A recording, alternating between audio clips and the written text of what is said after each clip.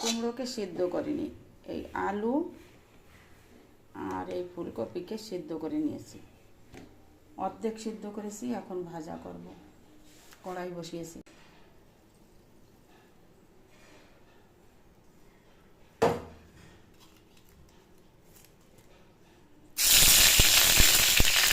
তেজপাতা দিয়েছে, সর্ষে দেবো। এখন এগুলো ঢেলে দেব।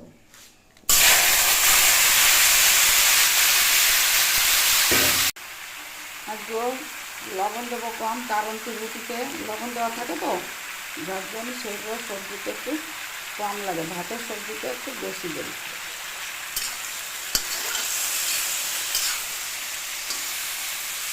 লোহার কড়াইতে দিয়েছি, কালো হয়ে যাওয়ার সম্ভাবনা থাকে, এই জন্য কালো লোহার কড়াইতে বেশি রান্না করতে চাই না, একটু বেশি হলে তখন দেব।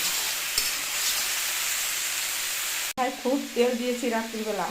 এখন একটু মেথি আর জবা ফুলের পাতা বেটে মাথায় দিয়ে তারপর মাথায় ঘষবো। হেঁটে আসছি অনেকটা পথ, হেঁটে আসার পরে আমি এই সবজি কেটে রান্না করছি। ঘর ধোয়া মোছা কাঁচা সব ফেলে দিয়েছি, সব কিছু হয়ে গেছে। হ্যাঁ, এখন আমি এইটা করে আরও আর কিছু বাকি কাজ করব। করতে আসার কারণ হচ্ছে দাদা ভাইয়ের সুগার আছে, ওনাকে ওই সকালে টিফিনটা ঠিক মতন দেওয়া জরুরি, তাই জন্য রুটি করা হয়ে গেছে। এখন আমি সবজিটা দিয়ে ওনাকে খেতে বসিয়ে দিয়ে অন্য কাজ করব। দেখো, এখন এই সবজি অর্ধেক হয়ে গেছে। এই যে তেল কম লাগছে না, যে সকাল সকাল তেল কম খাবো, তেল বেশি দিলে আমার ভালো লাগে না, আমি দিই না। ওই যে দেখছো না, একটু চিনি আর শুকনো লঙ্কা আর কাঁচা লঙ্কা ফাটিয়ে দিয়েছি, এগুলো এখন দিয়ে দেবো।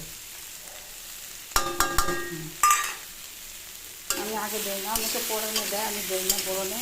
আমার একটু ঝালটা এইভাবে হলে পরে একটু ঝাল ঝাল কাঁচা কাঁচা বেশি হয়।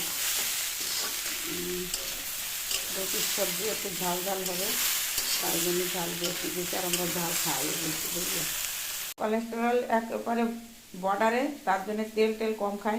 তোমরা বেশি দেবে, যাদের বেশি খাওয়ার দরকার খেতে পারো। দেখো সবজিটা কত সুন্দর দেখা যাচ্ছে, খেতেও ভালো লাগবে।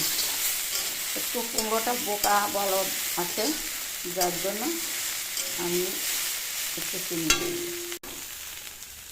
সবজিটা তুলে নিয়েছি। গরম গরম রুটি আর এই গরম গরম